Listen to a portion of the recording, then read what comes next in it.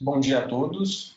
Daremos início em 2 minutos. A gente tem bastante gente que está acessando. A gente vai esperar esse pessoal entrar e a gente já dá início, tá?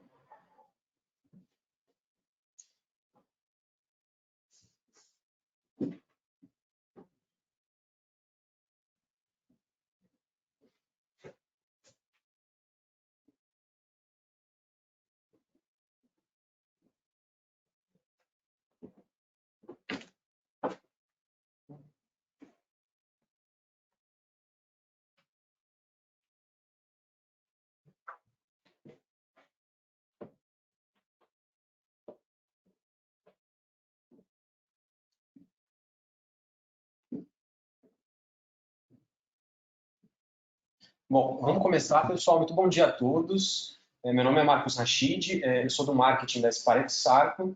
Hoje eu estou com o Sidney Souza, especialista aí na área da indústria farmacêutica.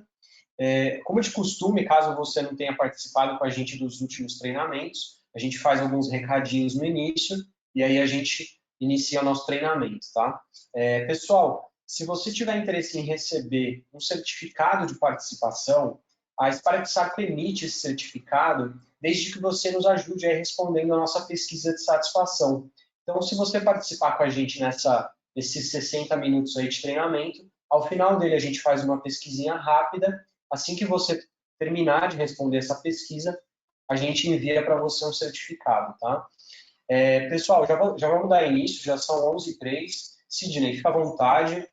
Pessoal, bom treinamento a todos. Eu vou estar aqui, caso vocês tenham perguntas, a gente tem um campo de perguntas aqui, tá? Então, tem um campo de perguntas e questões, podem ficar à vontade que eu faço a interrupção aí no meio do treinamento para estar fazendo as perguntas de vocês, tá bom? Então, bom treinamento a todos e tá contigo, Sidney. Valeu, Marcos, obrigado. Bom dia, pessoal. Primeiramente, obrigado por estarem aqui com a gente nesse treinamento de 1 hora, né, nesse formato de treinamento. Para a Sarco, isso é muito importante, né, porque a gente consegue passar um pouquinho do conhecimento que a gente vem aplicando na indústria, em específico na farmacêutica, que é o conteúdo de hoje, para vocês, né? Claro que é uma mão dupla, a gente aprende com vocês, vocês aprendem com a gente vai fazendo o processo cada vez mais eficiente e melhor. Tá? Vamos lá, vamos começar aqui o treinamento. Essa parte aqui do webinário, né, das perguntas no final, o Marcos já salientou para vocês, então não deixe de assistir até o final, para que vocês possam aí ter o certificado de participação nesse webinário. Bom, falando só um pouquinho de mim, eu sou engenheiro mecânico, tá? Já tenho aí 21 anos de experiência na Sparek Sarco, Brasil. Com sistemas de vapor, já são 26 anos de experiência.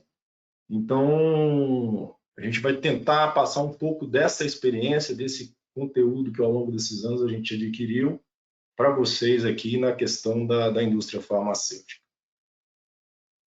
Bom, todo treinamento que a gente faz na Sarco, a gente fala do momento de segurança, né? Se vocês verificarem esse slide agora, ele é igual ao último webinário que o Ronaldo Kawamoto apresentou, acho que na semana passada, falando de postura correta ao sentar em frente ao computador. Eu só coloquei esse slide aqui, gente, só para falar do momento de segurança, mas, na verdade, eu não quero falar de postura correta ao sentar em frente ao computador, porque eu acho que todo mundo já está cansado de ver esse tipo de informação. É muito importante essa informação para quem trabalha no escritório, né? Mas o meu momento de segurança é falar sobre a postura em executar as atividades na indústria, né? E eu faço uma pergunta, mas como é essa postura ao executar as atividades na indústria? Em relação à inspeção de equipamentos e válvulas e em relação à manutenção de equipamentos e válvulas. Será que nós estamos nos preocupando com este ponto, né? A gente tem acesso a várias indústrias, né, de diversos segmentos, e às vezes nós nos deparamos com algumas situações que talvez venha a nos mostrar que nós precisamos melhorar nesse ponto. Às vezes nós não estamos nos preocupando muito em relação a essa postura do nosso homem de campo, né? O homem que vai inspecionar ou o homem que vai fazer a manutenção de válvulas e equipamentos no campo, né? Se eu colocar ainda mais na indústria farmacêutica, né, eu começo a enumerar um ponto interessante, né? Por exemplo, acesso a equipamentos e válvulas às vezes é muito difícil. Quem trabalha na indústria farmacêutica vai entender isso que eu estou falando. Às vezes você tem um piso técnico onde o acesso àquela válvula, àquele purgador, ou até mesmo a um equipamento, é muito complicado, né? E se tem complicação para acesso, imagina a postura que o técnico vai ter para executar uma atividade de manutenção e inspeção nesse lugar, né? Então, às vezes, esse ponto na indústria farmacêutica pode gerar problemas com relação à segurança, né? Segurança da atividade em questão. É um ponto que a gente precisa começar a nos preocupar. Uma empresa com um conceito muito forte em segurança, ela tem uma frase que eu não vou me esquecer. Ela é mais ou menos assim: a segurança é plena quando atende a todos os colaboradores. Por que essa frase é impactante? Porque se você for pensar que às vezes a gente está preocupado com a segurança no escritório, no modo de sentar, na postura na mesa, subir uma escada segurando o corrimão, né? A gente vê isso muito, né? Essa preocupação muito grande. Mas e lá naquele ponto que a gente precisa fazer manutenção, onde o acesso é complicado, aonde eu não consigo ficar numa posição segura para executar a atividade? Então, a segurança só é plena, ou seja, a segurança é plena quando atende a todos os colaboradores. Nós temos falhas em nossos sistemas, né? Aqui, ó, tem um exemplo. Ó. Eu tenho uma foto de um purgador, né, onde nós fomos fazer uma inspeção, e ao local que esse purgador está instalado. Difícil acesso. Quando você chega no purgador é complicado você ficar em pé, então você tem que ficar curvado. Então você tem uma série de dificuldades. Se para inspecionar já é complicado, imagina para fazer a manutenção, né? Aqui, ó, tem uma outra foto que dá para ter uma ideia mais complexa, né, da área. Ó, eu tenho um duto de ar à esquerda, eu tenho calhas de fiação da direita. Então, não se houve nenhuma preocupação no projeto construtivo para que a gente pudesse ter um acesso seguro ao purgador, né, no caso do purgador, mas tem diversos equipamentos nessa área, e também para executar a atividade de manutenção. Então, assim, é um problema crônico que eu enxergo hoje na indústria de modo geral, mas especificamente na indústria farmacêutica, né? Só para a gente falar problemas que a gente pode ter com isso, né? Afastamento do colaborador, claro, né, gente? Se o colaborador ele tem uma dificuldade de trabalhar numa posição confortável, ele pode ali ter algum problema muscular que pode o afastar do trabalho, né? Maior custo de manutenção, pois as atividades são realizadas em um maior período. Você tem dificuldade de acesso, dificuldade de manutenção, seu tempo de trabalho ali vai ser maior, então isso vai gerar mais custo. Maior custo operacional, pois em cada caso de falha, o equipamento poderá ficar parado por mais tempo, isso é um problema, né? Maiores perdas de energia, caso não possa ser realizada aquela atividade no menor tempo possível. Então, olha o impacto que um problema de instalação pode ocasionar num sistema como esse, né? Tem solução? Tem solução, né? A solução, para mim, é uma parte do projeto construtivo. Se na hora do projeto não for pensado que após vai ser necessário você ter atividade de inspeção e manutenção naquela área, né, você não vai estar pensando nesse momento, né, quando chegar esse momento de inspeção. E aí você tem o problema de acesso e de manutenção. Implementação de programas onde o colaborador possa informar riscos iminentes na execução da tarefa. Acho que isso aí é um grande ponto das empresas hoje. Todas estão adotando programas de indicação, né? Então, isso é interessante. Apontamentos em um banco de dados das dificuldades para exercer a tarefa. Eu acho que cada vez mais as pessoas têm que informar essas dificuldades, porque também se quem está no projeto não tem acesso às dificuldades que cada um tem hoje, como é que vai se fazer um projeto no futuro melhor, né? Maior integração na fase de projeto com quem irá utilizar e manter os equipamentos iguais. Então, eu acho que isso é fundamental. Quem está projetando tem que estar em contato com quem vai utilizar ou quem vai manter, fazer a manutenção. Então, sim, a solução é complexa, né? Depois de pronto já é um negócio complicado de se resolver, mas existe solução para esse tipo de problema. Bom, esse foi o nosso momento de segurança, bem rápido, só para a gente ter esse entendimento. Bom, a Spirax Sarco, gente, ele é um grupo bem diversificado, né, no mundo. Hoje, a Spirax Sarco ela tem 4 grandes empresas, né? Fora a própria Spirax Sarco, a gente tem a Chromalox, que é voltada à parte de energia térmica, elétrica, né? Alguns produtos dessa área. A ITER, que é um grande fabricante de válvulas de controle para processos industriais bem específicos, né? Petroquímica, açúcar e álcool. A Watson-Marlow, que é um fabricante de bombas peristálticas. E agora a última aquisição da Gestra, que é um outro grupo de empresas que também trabalha fortemente na área de vapor. Esse é praticamente o grupo Spirax Sarco. Nós estamos com uma presença global, né, com 62 sites, 7.250 colaboradores, 15 fábricas, mais de 1.600 engenheiros de aplicação de vendas. Aqui no Brasil a gente tem 9 filiais, né, mais de 50 engenheiros espalhados pelo Brasil inteiro. Então, hoje a gente pode falar que a gente consegue atender plenamente a todos os estados do Brasil, né, com presença física, local, de uma pessoa da Spirax Sarco, diretamente ou indiretamente através dos diversos parceiros que nós temos também no Brasil. Bom, Spirax Sarco é mais do que um fornecedor de produtos, né? Se você for pensar bem, a gama de produtos da Spirax Sarco, ela na relação com o vapor, ela consegue atender plenamente todos os acessórios que você utiliza numa linha de vapor, né? Desde a parte de automação na casa de caldeiras, desde a linha de distribuição, na parte de utilização de vapor nos equipamentos e o retorno de condensado. Esse loop inteiro a gente consegue ter produtos para serem aplicados no sistema de vapor, né? Sistemas turnkey, a gente também consegue alinhar o produto numa solução montada, e isso é interessante em alguns casos, porque a gente agiliza o processo, né? Em vez do cliente comprar um produto, contratar uma empresa para pré-montar aquilo, depois interligar no sistema, ele pode comprar da Spirax Sarco já o produto já pré-montado na forma de skid. E só contratar uma mão de obra, né, uma prestação de serviço para interligar isso no sistema dele.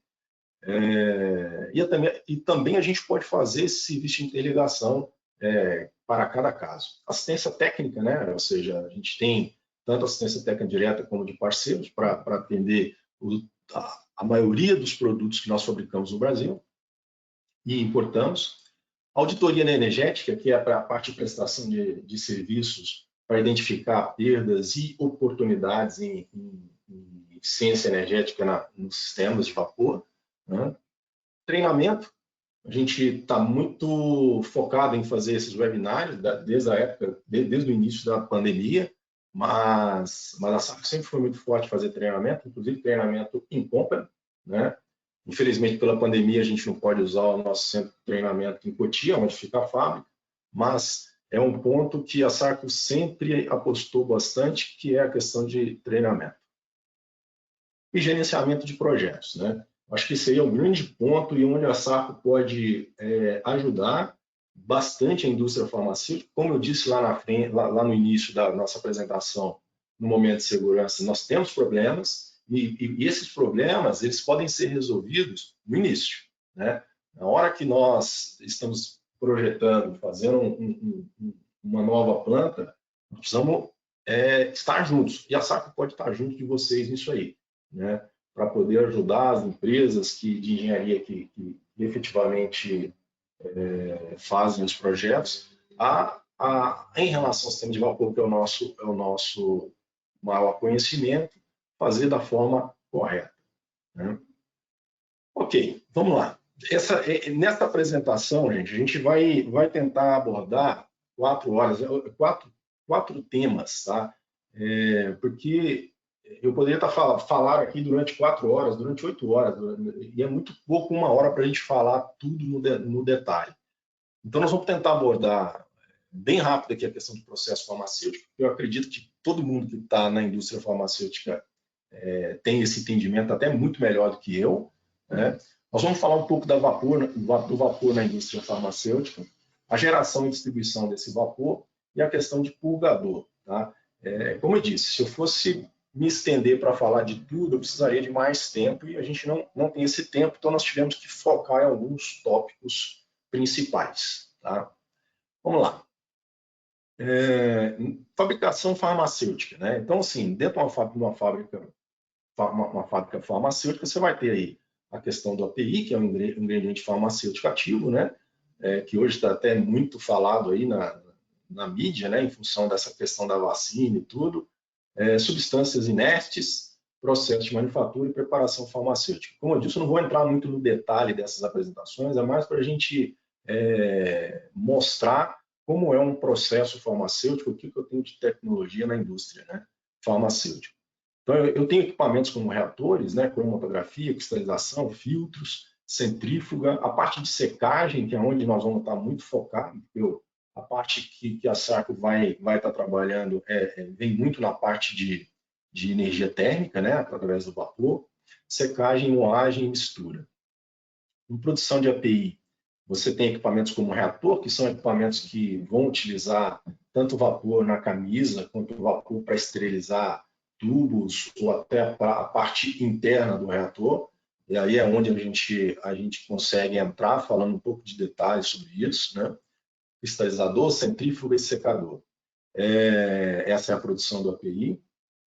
Biotecnologia também é uma outra vertente, né? Você também vai ter bioreator, vai ter cromatografia, cristalização, centrífuga, vai ter a mesma secagem. Então, são processos como esse. E aqui a gente tem um pouco do produto final, né? É importante a gente entender essa questão do produto final na indústria farmacêutica, porque dependendo do produto, eu vou definir o tipo de vapor que eu vou estar utilizando, né? Então, essa é uma condição direta, né? Então, se eu estou produzindo semissólidos, gels, cremes, pomadas, pastas, eu tenho uma determinada condição desse vapor, né? Gases, né? Gases medicinais, aerodispersóides, líquidos, né? Soluções, emulsões, suspensões, sólidos, né? Tablets, cápsulas, implantes, adesivos, pastilhas. Então, esse produto vai definir o tipo de planta, né, que eu preciso ter e, logicamente, o tipo de vapor que eu vou utilizar. Então, se a gente for olhar aqui, ó, onde o vapor é usado e em qual grau, né? Se eu estou na fabricação de API ali, ó, é o tipo da planta não estéreo, né, o sistema de vapor. Esse sistema nós temos aqui nessa tabela, sistema de vapor, vapor livre de químicos e vapor puro. É bom ter esse entendimento, porque na indústria farmacêutica nós vamos ter a utilização desses 3 tipos de vapor, vamos dizer assim. Talvez vocês até tenham outras nomenclaturas, mas basicamente vocês vão entender o que eu estou falando. Então, por exemplo, sistema de vapor, eu preciso ter em qualquer indústria, né? Para que eu tenha aquecimento, eu vou precisar ter um sistema de vapor, que é aquela nossa caldeira lá do vapor, que é o chamado vapor black, né? Ou vapor industrial. Eu vou precisar de vapor para qualquer processo industrial farmacêutico, vamos dizer assim, né? Agora, dose sólida, eu vou precisar de vapor black, eu eu posso utilizar vapor livre de químicos, vapor puro não, né? Dose líquida, não estéril a planta, vapor black sim, vapor livre de químicos eu posso utilizar sim, vapor puro não. E parenterais e biológicos, esse sim, a planta ele tem que ser estéril. O vapor black eu ainda vou continuar a utilizar, porque eu tenho a utilização do vapor de forma indireta, né? Então eu posso usar o black nessa troca térmica indireta. Vapor livre de químicos, não, né? Eu não posso usar vapor livre de químicos, por exemplo, para fazer uma esterilização de um equipamento onde o produto vai estar em contato. E aí sim eu tenho que usar o nosso vapor puro, né? E biológicos, mesma coisa. Uma planta estéril, né? Sistema de vapor black eu vou continuar utilizando. Vapor livre de químicos também não. E vapor puro, sim. Então, basicamente, essa tabela ela nos dá uma direção de como usar, né? De que tipo de vapor usar, dependendo da operação que eu vou estar fazendo naquela determinada fábrica. Só se eu estiver indo muito rápido, só mandar uma mensagem aí, o Rashid me envia uma mensagem, eu vou diminuindo a velocidade, ok? Bom, aqui eu tenho um fluxograma, mais para a gente ter um entendimento geral, né, do que é uma planta, né, uma indústria farmacêutica. Você tem ali a parte do steam boiler, né, onde você vai gerar esse vapor black, vamos dizer assim, é a casa de caldeiras. Você tem a parte de água, né, onde você vai gerar água purificada, ou WFI, ou água para CIP, e até mesmo a parte de vapor puro. Então, numa indústria farmacêutica, você tem isso bem definido. A casa de caldeira para o vapor industrial, a parte de água, onde você acaba gerando vapor puro. Você tem um sistema de ar, né, que vai alimentar esse HVAC, que é a parte de temperatura e umidade das salas, dos ambientes de produção, né, e a parte aqui de efluente, né, essa é a parte de utilidades. Então, como eu disse, cada processo ele é diferente, mas você acaba repetindo equipamentos como reatores, centrífugas, né, ou seja, filtros, nos diversos processos existentes. Então, basicamente, isso aqui é um fluxograma de uma indústria farmacêutica.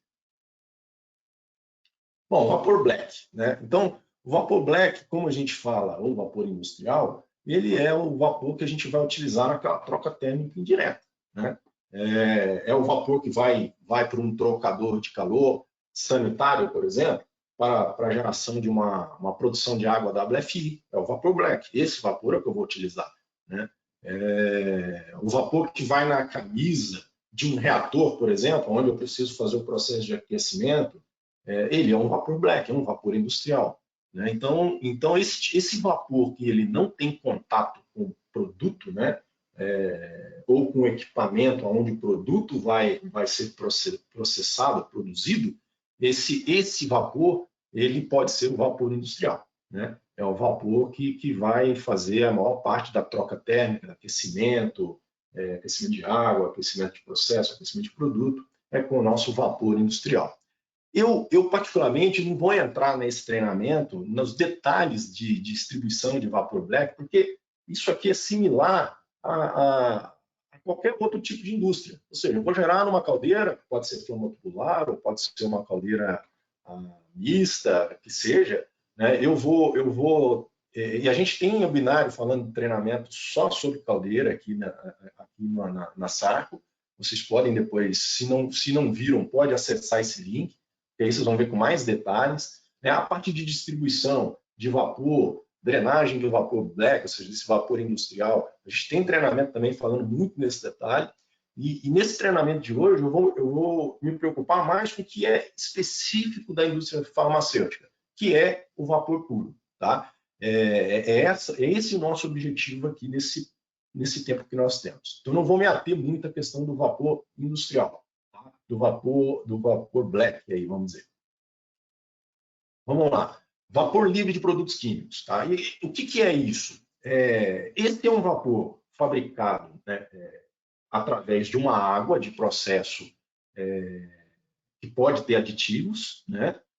Não é um vapor da caldeira, ou seja, dessa vapor industrial, né? Eu utilizo o vapor industrial, o vapor black, para gerar esse vapor livre de produtos químicos. Mas ele é produzido de uma água que ainda tem aditivos, né? Então, é o que eu falei lá atrás, para alguns processos industriais, né, para alguns tipos de fábricas farmacêuticas, o vapor livre de produtos químicos ele pode ser utilizado sem problema nenhum. Tá? Então, esse não é o vapor limpo, ou vapor puro que a gente chama. É um vapor livre de produtos químicos. Ok? A Sarco, ela na sua linha de produtos, ela tem gerador de vapor limpo, ou vapor livre de produtos químicos. Tá? Até aqui na escrita está vapor limpo, mas vamos falar em vapor livre de produtos químicos. Porque muita gente pode confundir vapor limpo com vapor puro. Tá? Então, assim, em se tratando de gerador de vapor livre de produtos químicos, a Spirax Sarco hoje ela tem na sua linha a condição de fornecer um gerador desse tipo. Tá? Aonde pode ser utilizado esse tipo? Por exemplo, na fabricação do API, como a gente falou lá atrás, umidificação de sistemas farmacêuticos, né, HVAC, e até mesmo como fonte de calor, onde as boas práticas de fabricação exigem que um vapor mais limpo, ou seja, mais controlado do que o vapor industrial. Então, é onde a gente pode até utilizar esse tipo de vapor. E sim, vapor puro. Esse é o vapor que a gente vai precisar na indústria farmacêutica, né, para a maioria dos processos de esterilização.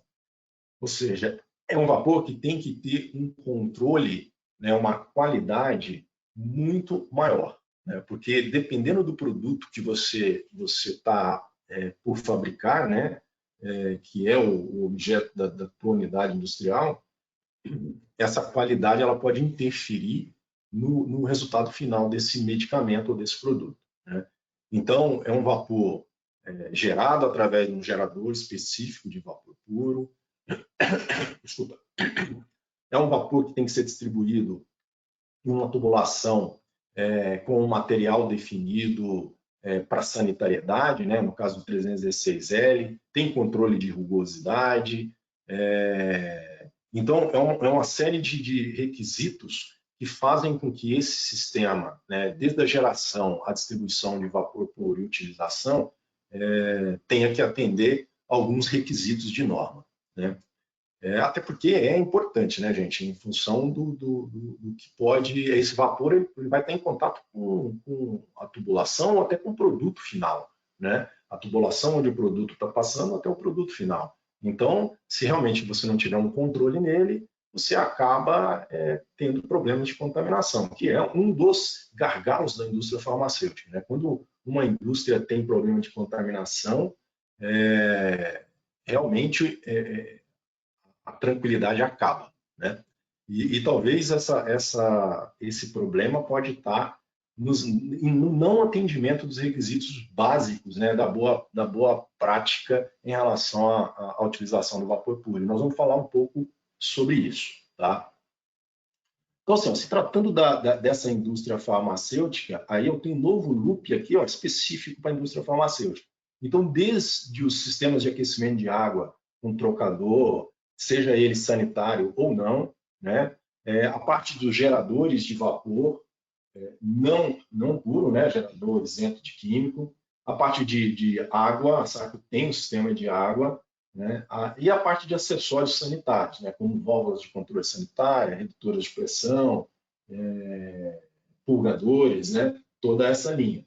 A parte de umidificação de ar também é uma área que a gente atua bastante, né, e a parte de serviços, como eu falei lá na frente, anteriormente, a parte de inspeção, né, nos sistemas, de qualificação e teste, ou seja, isso tudo na forma de serviço, de prestação de serviço, só que tem condições de ajudar vocês. Tá?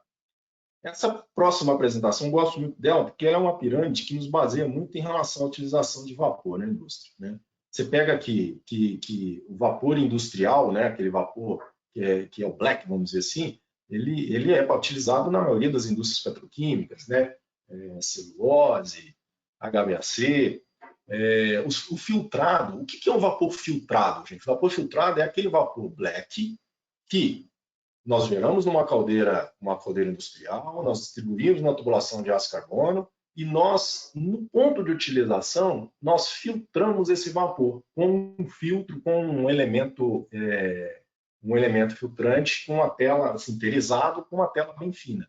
Então, o vapor continua sendo o mesmo daquela caldeira lá industrial, aquele vapor black, mas eu filtro esse vapor para que eu possa utilizar no meu processo. Geralmente, o tipo de indústria que utiliza esse tipo de vapor é a indústria de food and beverage, ou seja, esse tipo de indústria ele trabalha e utiliza bastante a questão do vapor filtrado.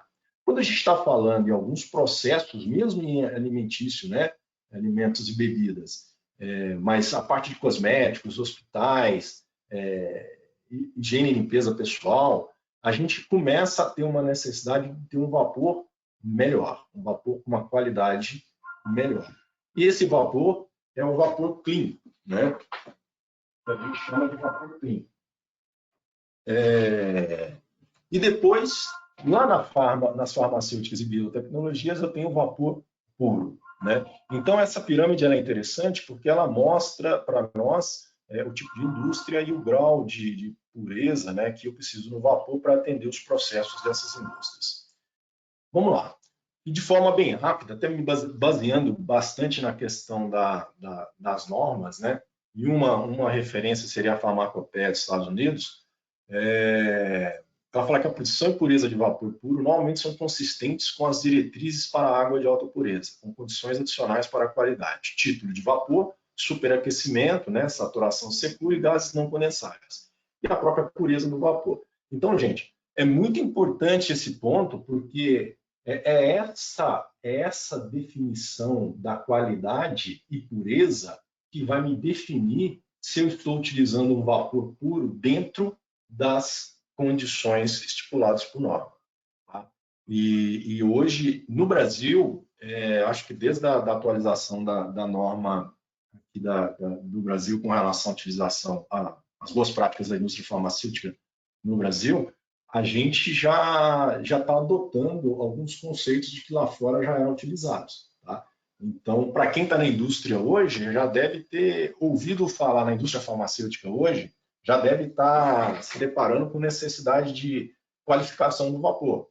Né? Qualificação em relação à qualidade, né? Qualidade, título, superaquecimento, gases não condensáveis e pureza, né? A questão da presença de endotoxina e de pirogênios. Isso é um negócio que precisa ser controlado, mapeado, identificado e corrigido. Né? As normas internacionais em 285 também trazem alguns pontos em relação a esse tipo de diretrizes, né? de necessidade. E nós estamos falando de especificações que incluem desde a questão de materiais, né? Dimensões de tolerâncias, acabamentos superficiais, material das juntas, né? E garantia de qualidade. Garantia de qualidade é um item, gente, que a gente pouco vê preocupação em relação a isso. Tá? Em relação aos produtos, tá? Que eu estou dizendo, não em relação ao produto produzido na indústria farmacêutica. Eu falo na garantia de qualidade com relação ao produto que você vai utilizar nessas instalações. Vamos lá. Vapor de processo, então, é o vapor de impacto direto usado nas áreas de fabricação para aquecimento e esterilização. Esterilização por injeção direta. E é conhecido como vapor puro ou limpo. Então, como eu falei, se você pegar as definições nas normas ou boas práticas, você vai ver muito o termo vapor puro ou limpo. Por isso que, para nós, a gente preferiu definir o vapor limpo para nós como vapor isento de químico, tá? De químico. E o vapor puro realmente é aquele vapor gerado através de um gerador de vapor puro. Né? Vamos lá. Passando aqui, ok. Então, você nota que o vapor puro é a água que foi aquecida acima de 100 graus e vaporizada de maneira a impedir a entrada de água na fonte. É preparada a partir de água em conformidade com os regulamentos nacionais de água potável da EPA dos Estados Unidos e com regulamentos de água potável da Unidade Europeia, Japão ou OMS.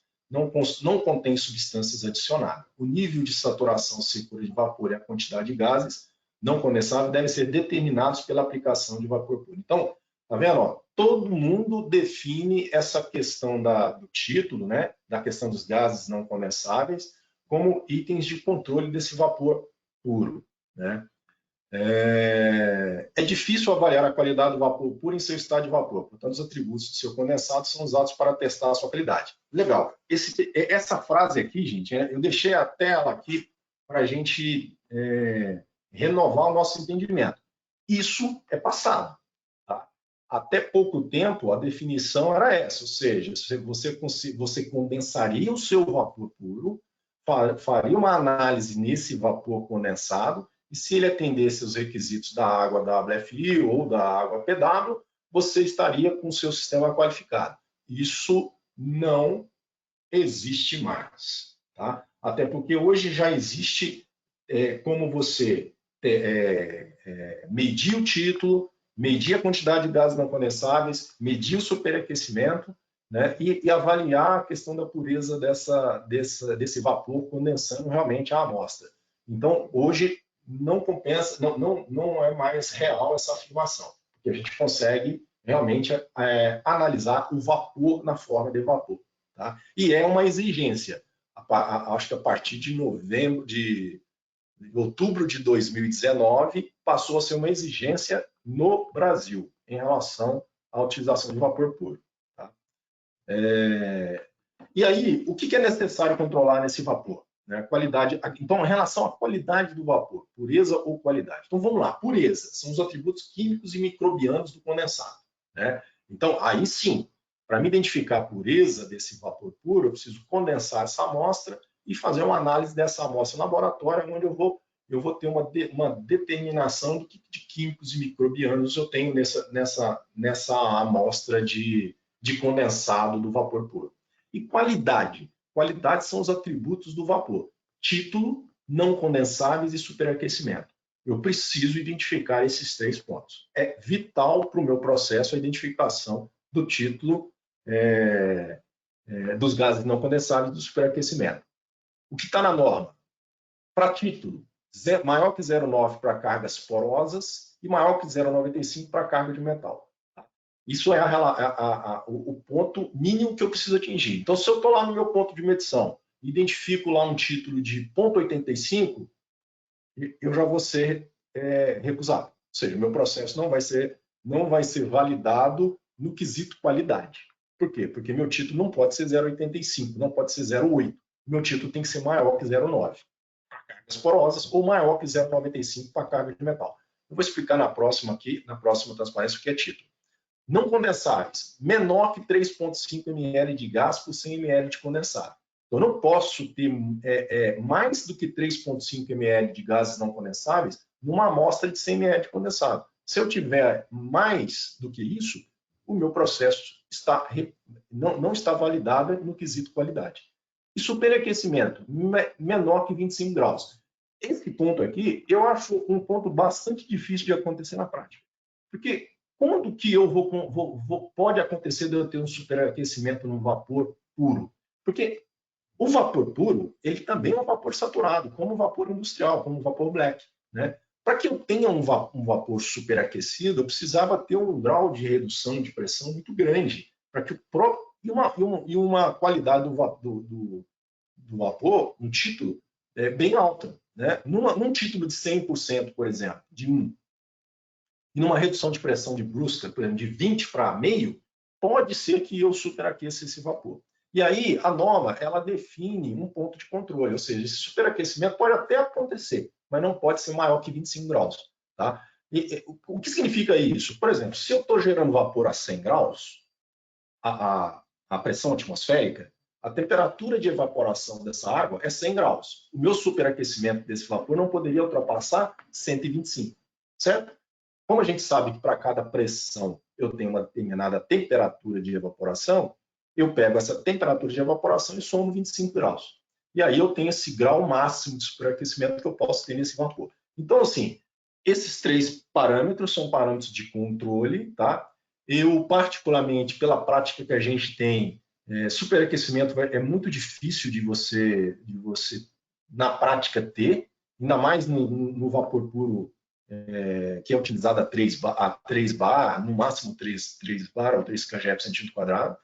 Então, eu acho muito complicado acontecer o superaquecimento, mas título ruim, né? Ou seja, título menor que 0,9 ou 0,95, isso aqui é algo comum, no que a gente vê na indústria, e não condensáveis também porque a gente não tem eliminação de gases não condensáveis nas instalações de vapor puro. Então, para mim, 2 problemas crônicos na indústria farmacêutica em relação ao vapor puro hoje está no título e está nos gases não condensáveis. Tá? Isso é real. Legal. Só para a gente salientar, o que é título, né? É a massa de vapor dividido pela massa de vapor mais massa de água. Então, é a presença de água dentro daquela massa de vapor. Quanto mais água eu tiver, menor vai ser esse título, certo? E esse é um grande problema. Lembrando, gente, que o vapor puro, como no vapor industrial, são vapor saturado, ou seja, são vapores que estão na curva de saturação. Então, qualquer troca térmica com o ambiente, um isolamento ruim numa tubulação de vapor puro. Eu já vi instalação que a tubulação de vapor puro nem isolamento tinha, né? Isso vai promover mais condensação dentro dessa tubulação. Aí, aliado à falta de drenagem nos pontos corretos, você acaba tendo uma qualidade ruim, ou seja, um título ruim nesse vapor. Os gases não condensáveis, então é o percentual de gases dentro do vapor. Que tipo de gases são esses? Ar, nitrogênio, CO2, né, são os mais encontrados. Pureza do vapor é a medida quantitativa de sólidos dissolvidos, de voláteis, de partículas microbianas ou outras, né, contaminação. Então, esse controle também precisa ser feito. Então, o título, vapor limpo e... Oi. Só para aproveitar o gancho, você me desculpa aí te interromper, eu gostaria de fazer uma pergunta que eu acho que é bem pertinente aí no slide anterior. Qual que é a frequência ideal para fazer essa análise da qualidade do ar? Tá, não só a qualidade do ar, tá? A qualidade do vapor, do ar e superaquecimento. Isso aí, por norma, gente, a gente tem que fazer de 1 a 4 vezes por ano, tá? Isso é o que a boa prática define. Então, 1 a 4 vezes por ano. É a quantidade de leituras, né, de monitoramentos que você tem que fazer nesse sistema de vapor. Ok? Ok, vamos obrigado. Lá. Tem mais uma aqui, se você quiser responder, que é em questão em relação à coleta do vapor. Você tem como fazer a coleta do vapor para fazer a análise de amostragem? Como é que é feito isso? Tem como fazer, a norma define. Eu vou mostrar uma figura mais na frente, onde a gente mostra claramente aonde se faz essa coleta do vapor. Tá? E isso envolve modificação da tubulação, porque às vezes uma instalação de vapor puro hoje nem está preparada para fazer essa coleta. Eu já vi, por exemplo, coleta, mas aí pensando na amostra do condensado, que já é algo ultrapassado, né? Mas eu já vi coleta num ponto baixo. Sai do gerador de vapor puro, desce uma tubulação, aí ali naquele ponto baixo, ainda sem drenagem, faz a coleta de condensado e faz essa análise. Não dá para ser assim, gente.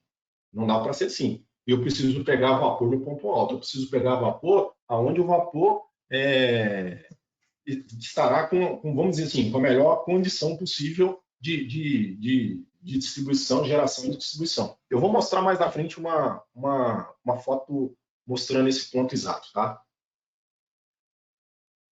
Ok? Podemos seguir? Podemos seguir, obrigado, Cidinho. Valeu. Então, vamos lá, gente. Então, assim, ó, gases não condensáveis, né?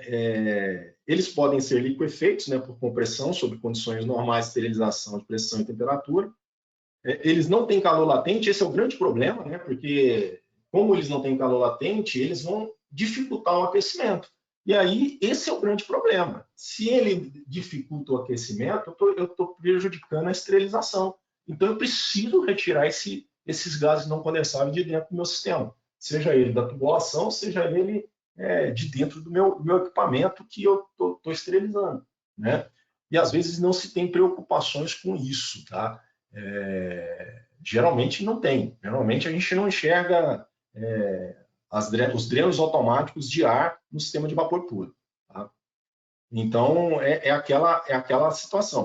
Quanto mais gases não condensáveis você tem lá dentro, essa mistura de gases não condensáveis com vapor vai prejudicar seu aquecimento. E a questão do superaquecimento é o que eu falei, né? Ele geralmente vai ocorrer durante uma redução de pressão. Mas para evitar esse superaquecimento, você ter realmente garantia de que ele não vai acontecer, a regra, né, igual eu falo lá, a regra não deve reduzir a pressão com mais de 50%. Então, se eu tenho uma P1 de 3, eu vou trabalhar com 1,5. Né? E aí eu garanto que eu não vou atingir esse superaquecimento. Né? Então, é importante isso. Quanto maior esse ΔP, ou seja, maior diferença entre a P1 e a pressão que você vai utilizar no seu equipamento ou nos processos de esterilização, mais provável é a questão do superaquecimento. Apesar de que, na prática, e nas pressões que a gente tem hoje de vapor puro, eu acho muito difícil a gente atingir superaquecimento de 25 graus. Ok. E aqui, só para a gente resumir essa questão da qualidade do vapor, é importante essa figura, né? Ou seja, os gases não condensáveis, eles podem inibir a transferência de calor.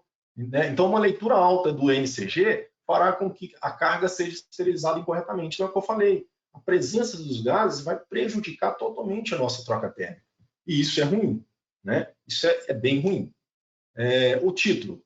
A água pode ter dois efeitos. Pode inibir a transferência de calor e causar as cargas úmidas, com distribuição desigual de temperatura. Então, isso é particularmente importante para cargas porosas. Então, imagina, gente, mesma coisa. Se eu tenho água lá dentro e essa água está distribuída ao longo da área de troca térmica, ele vai dificultar a transferência de calor, também prejudicando a minha esterilização eficiente.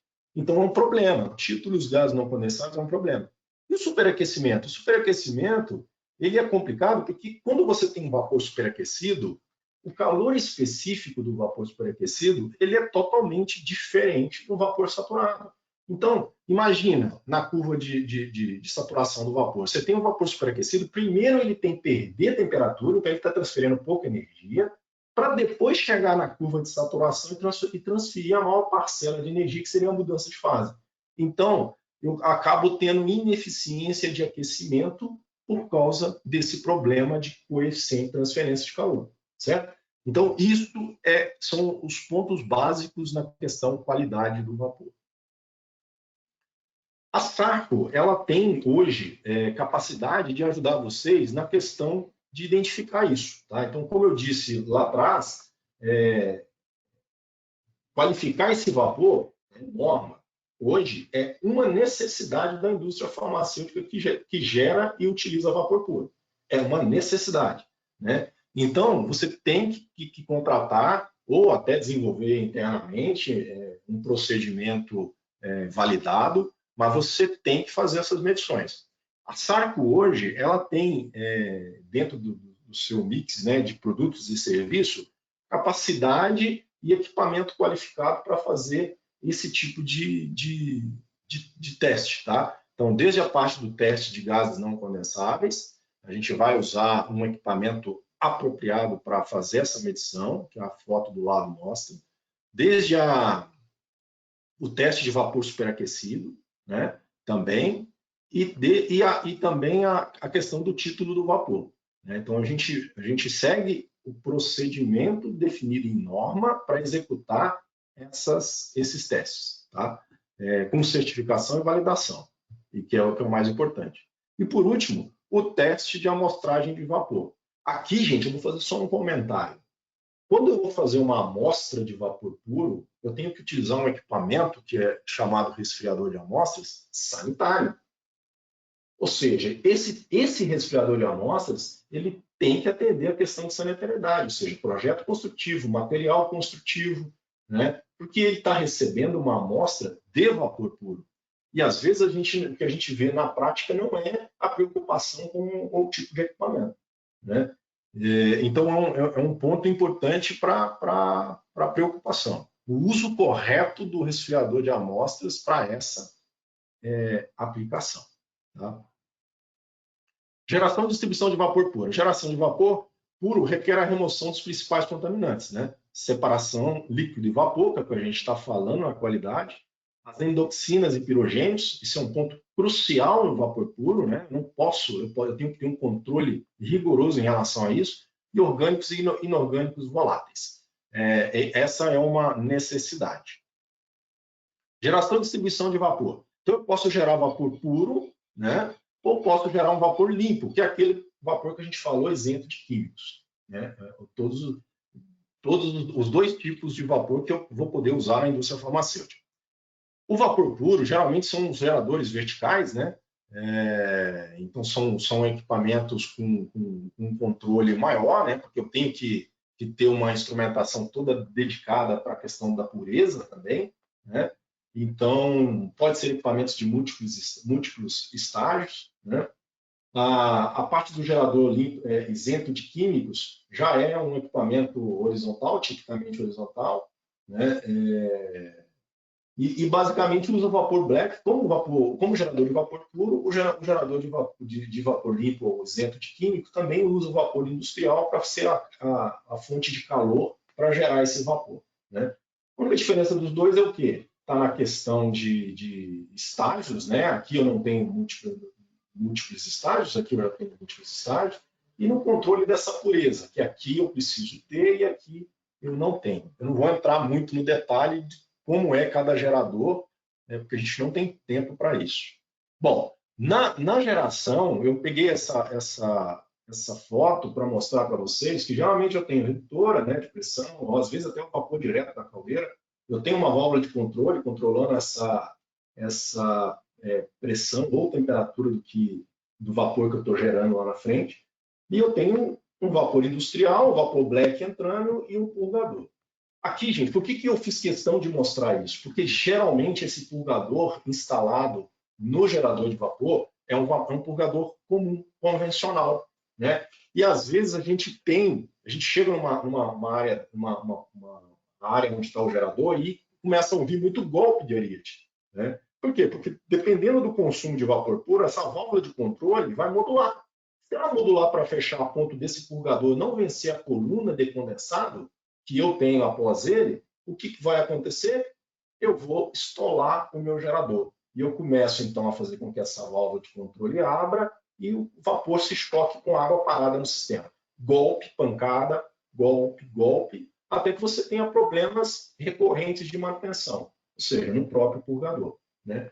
Aqui é um ponto que, se a gente tivesse mais tempo, eu entrar no detalhe, porque isso se resolve no projeto, tá? O dia que a indústria de maneira geral, não é a indústria farmacêutica só, entender que a distribuição de vapor passa por cima e o retorno de condensado deveria passar no piso de baixo, tá? E o condensado sair por gravidade para essa tubulação, que depois será bombeada por uma bomba de condensado, nós acabamos com os problemas que tem stall point e golpe nas indústrias, né? E isso tem demais. Isso quem está na indústria farmacêutica sabe. Que tem golpe no gerador, tem golpe no trocador de calor, tem golpe no reator. Ou seja, por que tem golpe? Porque eu não consigo vencer essa contrapressão em função do meu controle de temperatura, né? Isso é crônico, isso é um problema crônico da indústria. Tem solução para a indústria, para a indústria que já está montada hoje? Tem. Em vez de ter que refazer a instalação, tem. Tem que trocar o purgador convencional por um purgador que a gente chama de purgador de bombeamento, que é o que está na figura, né? Esse purgador de bombeamento, nessa condição de estolagem, de alagamento, ele vai usar o próprio vapor para empurrar o condensado e mandar o condensado embora sem gerar alagamento do trocador de calor, do reator e tudo mais, tá? Mas isso é um problema crônico da indústria de maneira geral, tá? E nós precisamos e tem solução para isso. Bom, vamos lá. Distribuição de vapor. Aqui, quem falou da questão do ponto perguntou aí a questão do ponto de amostragem, olha só, nessa figura, a gente está vendo, ó, o ponto é lá em cima, né? Então, eu tenho um ponto de amostragem aqui que eu vou fazer essa amostra. Se eu estou fazendo isso na geração, então, saiu do gerador, eu crio um ponto em cima e faço essa amostragem. Até porque a norma ela define que você tem que fazer a amostragem na geração e na utilização, tá? Então, se você tem uma autoclave que vai utilizar esse vapor, deixa eu voltar aqui. você precisa fazer esse ponto de amostragem aqui no ponto superior. Tá? Então, isso é importantíssimo, ok? Mas, no geral, gente, detalhes do vapor puro, ele segue o mesmo padrão do vapor industrial. Tomada por cima, drenagem no ponto baixo, drenagem final de linha, eliminação de ar no ponto superior. Então, os mesmos pontos que a gente fala no vapor industrial, a gente vai acabar falando aqui no vapor puro. Né? Não tem muito o que fazer. Então, por isso que é importante a gente ter esse entendimento da boa prática. Né? Meu tempo está acabando aqui, eu vou ter que dar uma acelerada. A parte de distribuição, né, isso é importante, ou seja, isso está em norma, né? Isso tá, por exemplo, nas boas práticas do ASME, né? Pelo menos a cada 30 metros, como no vapor saturado, onde tem que ter essas drenagens. No final de cada tubulação, em curvas, expansão, onde o vapor é amostrado, eu tenho que ter drenagem. Eu falei para vocês, eu vi um ponto de amostragem que ele simplesmente desceu com a tubulação, subiu, só para ter um amostrador e não tinha drenagem. Ou seja, quando ele faz a amostra, ele tira a água ruim e pega a água boa para analisar. Ok. Quando ele não tem, está enchendo d'água a tubulação e prejudicando o título de vapor. Então, isso tem que ser olhado. Né? Isso tem que ser olhado. Então, assim, na remoção de condensado dessa tubulação, a gente precisa utilizar o quê? Os purgadores. Né? Então, um purgador adequado para isso. Né? Então, o purgador tem que ser instalado a cada 30 metros. As botas de coletoras, elas não podem ser como no vapor industrial. Eu vou mostrar isso aqui mais na frente. Né? Mas o condensado, ele precisa ser retirado através de um purgador. É um purgador que tem essa função de fazer a drenagem do sistema.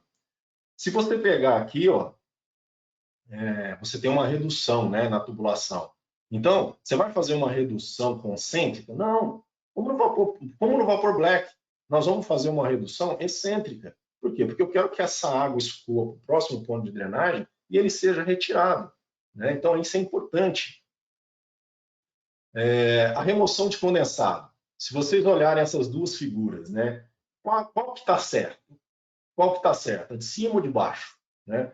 Deve ter muita gente aí que talvez, fazendo uma analogia ao vapor black, falou, não, a de baixo tá correta. Mas, na verdade, gente, as duas estão erradas. Para vapor puro, não se faz nem na primeira figura, onde a tubulação ela praticamente é o mesmo, o diâmetro é pequeno, então parte da água cai, mas grande parte da água passa. Então, eu não estou retirando de forma adequada. E na de baixo, mesmo que eu tenha a bota, né, eu estou com um purgador. Inclusive, a foto do purgador é um purgador termodinâmico, que não é aplicado em vapor puro. Não é aplicado. E a bota está acumulando água. Justamente o que a norma fala que não podemos fazer. Ou seja, não podemos ter ponto morto, né, que é os dead leads. Não podemos ter esses pontos aqui acumulando condensado. Isso é um problema seríssimo. Então, como eu faço a remoção de condensado numa tubulação de vapor puro? Eu vou fazer uma bota, tem que ter a bota, mas o purgador tem que estar instalado no fundo da bota. E o purgador adequado tem que ser um purgador termostático. Vocês vão ver na frente aqui que eu acho que a norma ela define até esse tipo de purgador como um purgador recomendado para drenagem de vapor puro. Né? E você tem que ter um comprimento não isolado depois da saída da bota, igual está no desenho. Legal. Tomada dentro da distribuição de vapor, eu vou fazer uma tomada por cima, né? Não por baixo. Eu vou fazer uma tomada por baixo na tubulação para alimentar meu equipamento? De jeito nenhum. Eu vou fazer uma tomada por cima. Essa é a forma correta. Né? Se eu tenho uma inclinação e um ponto baixo na tubulação, eu tenho que fazer essa drenagem. Eu tenho que fazer essa drenagem. Eu tenho que fazer essa drenagem porque eu criei um ponto baixo. Manifold. Aqui, no manifold que você vai alimentar vários equipamentos, aí você tem vários pontos. Né? Hoje, na evolução do que está definido hoje, você tem que ter o menos ponto de contato entre a válvula de bloqueio e o seu manifold, para que você evite ter possibilidade de condensado preso. Né? Então, sempre tem que pensar nessa questão. A tomada de vapor por cima, a gente falou que é a forma correta, mas eu vou fazer igual aqui, ó, igual essa daqui? De jeito nenhum. Na hora que eu fechar essa válvula, eu acumulei água aqui, ó, nesse ponto. Né? Então, A figura da esquerda é um problema. Eu não posso fazer essa tomada para o meu equipamento por cima. Aliás, eu tenho que fazer por cima, mas eu não posso fazer a montagem desta maneira. Eu tenho que fazer a montagem na horizontal, onde eu não vou nunca ter água parada a montante da minha válvula de bloqueio. Certo? Então, esses arranjos, gente, ele nasce no projeto. Na hora que você está projetando e está instalando, esses são os detalhes fundamentais para que você não tenha problema com o seu vapor puro. Né? O ASME, ele define, ele tem uma definição clara, né? Ou seja, de você fazer o ponto de drenagem, né? de como que você, o que é aceitado, o que não pode ser aceitado nessa instalação. Então, isso é importante verificar a questão da norma. Suporte, a mesma coisa, às vezes a tubulação de vapor puro é muito fina. Então, se você tem um trecho muito longo, sem suportação adequada, você acaba flambando essa tubulação. Né? E essa curvatura na tubulação pode acumular água que não é desejada no sistema. Então, esse é um problema. Né? Aí a parte de condensado, né? Ou seja, eu estou vindo com vários pontos de drenagem da minha área. Eu vou retornar esse condensado, subir? De jeito nenhum, eu não posso ter isso, gente. O condensado no vapor puro ele tem que sair para a atmosfera, ele tem que ser montado como aqui, né? Porque eu não posso ter contrapressão. Se eu tiver contrapressão no meu sistema de drenagem do vapor puro, eu tenho água parada. E é justamente o que eu não posso ter no meu sistema. Então, o condensado ele tem que ser escoado para uma canaleta, que vai descartar esse condensado e não vai criar nenhuma coluna após o purgador. Isso é boa prática de instalação de drenagem em sistema de vapor puro. Né? Aqui você tem um detalhe. Então, você tem a linha com a drenagem, o purgador e drenando aqui nos pontos onde ele vai pegar toda essa parte de condensado. Né?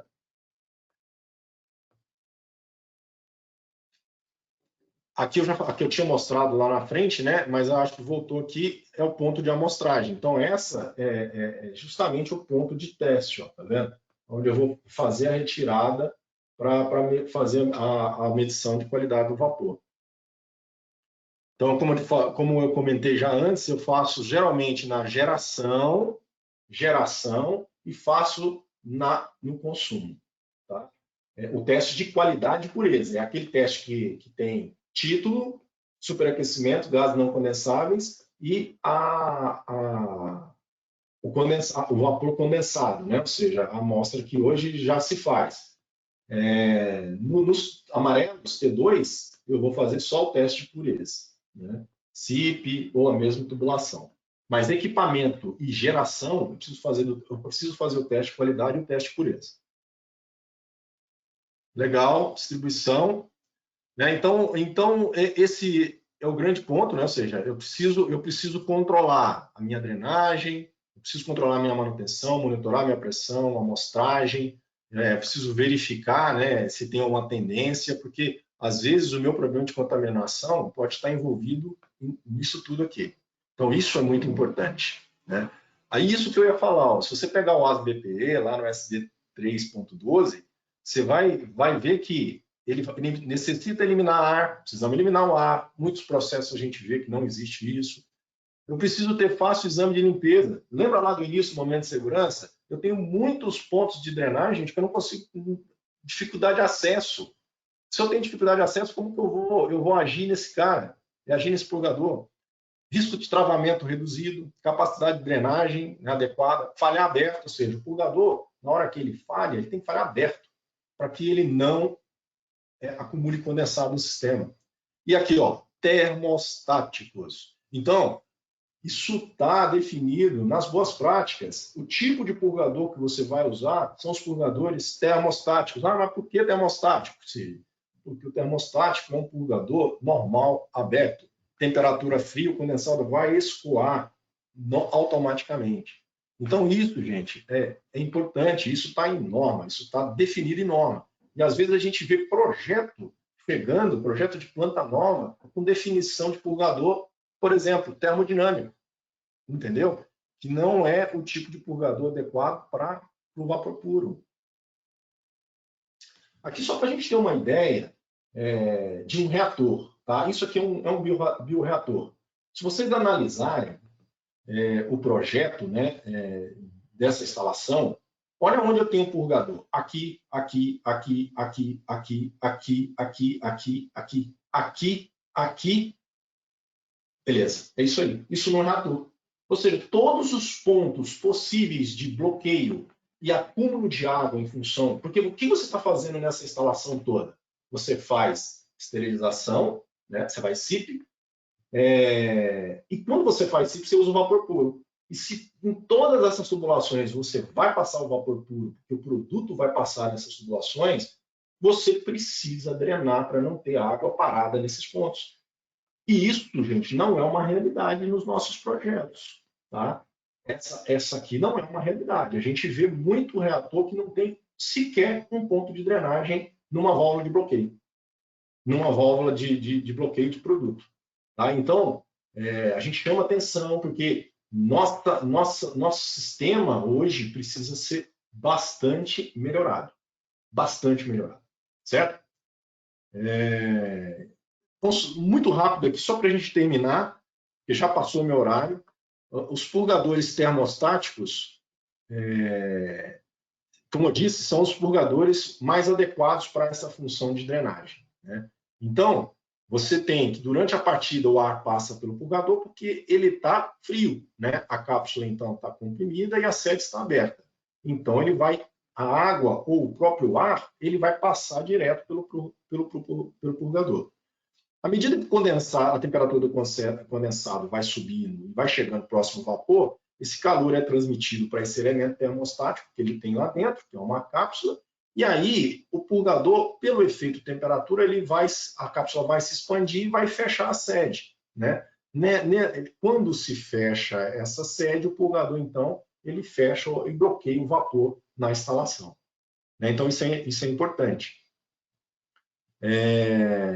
Dentro dessa cápsula, né, tem o interessante desse purgador sanitário aqui, que é o BT6B da Sarco, ele é um purgador que foi fabricado, projetado para atender a todos os requisitos de norma. Todos. Eu te diria que esse purgador, não é porque a gente é da Sarco e a gente trabalha na Sarco, não, gente. Mas esse purgador ele foi projetado para atender 100% dos requisitos de uma boa prática de fabricação farmacêutica.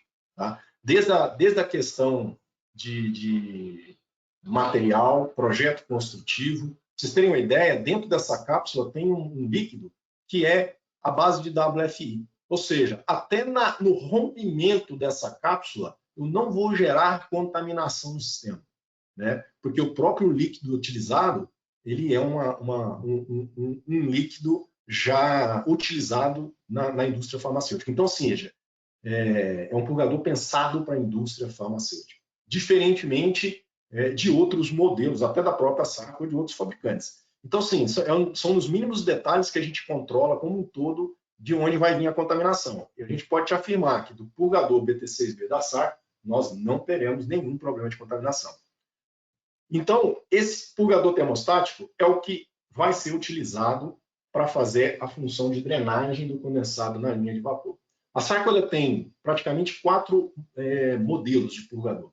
O MSC21, o BTS7, o BTM7 e o BT6B, que foi da figura que eu usei para falar do purgador termostático. Tá? Praticamente são esses tipos. Nós temos uma tabelinha aqui que a gente fala que quando é vapor filtrado, o MSC21, até o termodinâmico que está aqui, ele é adequado. Né? O amarelo não é a solução adequada. E o vermelho não apropriado. Né? Então, o livre de químicos eu tenho para todos os modelos, menos o BT6. Agora, quando se fala em vapor puro, eu vou usar somente o BTM7, o BTS7 e o BT6B. São esses os 3 modelos de purgador que a Sparax fabrica, que vai atender a questão do vapor puro. Tá? Então, como eu falei, o projeto do BT6 é todo um projeto pensado na indústria farmacêutica. Né? Então, ou seja, atende a N10204, 3.1, junta de vedação em Viton, né? atende os requisitos do FDA e USP, né? Certificado de não conteúdo oriundo de animal, WFI, que é o que eu falei do elemento interno lá, aí as certificações, né? A questão das certificações do purgador. A parte de projeto, né, construtivo, conexão triclamp. Então, ou seja, é um purgador que vai atender plenamente as condições do seu vapor, do vapor puro utilizado na indústria farmacêutica. Isso é importante. Bom, gente, para fechar aqui, eu acho que eu já estou me estendendo bastante. Eu só tenho alguns comentários, tá? Que é o seguinte: projeto é uma fase importante no processo de fabricação farmacêutica. Então, a gente precisa atuar no projeto. Se o projeto nasce certo, tá? Fatalmente você não vai ter problema no seu processo. O projeto é a fase que eu diria mais importante desse processo todo aí. O conhecimento de boas práticas de fabricação em relação ao uso do vapor é fundamental para se ter um processo eficiente em relação ao custo, qualidade e produtividade. Então, fazer esses treinamentos que a gente está fazendo, e também os atendimentos que a gente faz quando tem acesso às plantas, ele é fundamental, porque é só com conhecimento que a gente vai entender onde estão os problemas e quais são as soluções para resolver. Oportunidade na reutilização de energia. Aqui a gente tem um grande ponto, porque, por exemplo, se falando de vapor puro, praticamente todo condensado de vapor puro que a gente vê, ele é descartado. Ele até não pode ser reutilizado em função de processo, claro, não é isso, mas a gente tem energia nesse condensado. Talvez tenha uma oportunidade de a gente repensar na reutilização, pelo menos da energia, não da água, mas da energia. Isso é importante. E isso não só no vapor puro, mas também no vapor black, no vapor industrial. A gente tem diversas oportunidades no sistema de vapor que a gente poderia estar reutilizando a energia, tá? E nós precisamos pensar junto nisso daí. Uso correto de produtos e equipamentos que atendem plenamente às normas de fabricação. Aí, esse é o grande ponto. Às vezes, a gente vê uma condição de equipamento não adequada, né? E aí, isso também impacta lá na frente na qualidade final. Ou seja, no risco de contaminação e outros problemas. Distribuição de vapor bem dimensionada e remoção eficiente do condensado. Então, sim, precisamos ter um dimensionamento, uma distribuição eficiente e também uma remoção desse condensado de forma eficiente para que a gente tenha um processo eficaz, né? Quanto pior é o nosso sistema de distribuição e nossa remoção de condensado, piores vão ser os nossos resultados com relação à utilização do vapor puro. Ok, pessoal? Era isso. Eu peço desculpas por ter corrido no final aqui. A gente pode até tentar viabilizar um outro treinamento mais detalhado, né, na questão de distribuição, utilização. Mas eu tenho certeza que esse é o primeiro aí de muitos que a gente vai poder fazer para vocês, tá? Eu não sei se vai ter tempo para pergunta, Rashid. Se tem mais perguntas, como é que nós vamos fazer agora?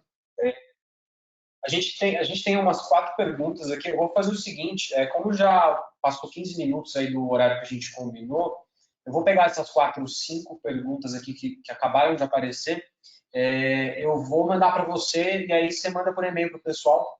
Pode ser? Fechado. Pode ser, combinado. Então, beleza. Obrigadão, viu, Sidney? Obrigado a todos aí. A gente tem a pesquisa de satisfação. Se vocês puderem responder para a gente manda um certificado de participação para vocês, tá? Sidney, muitíssimo obrigado aí. Sem dúvida a gente vai ter outros, né? Com certeza, ainda esse ano. Tá bom? Ok, obrigado. Até mais.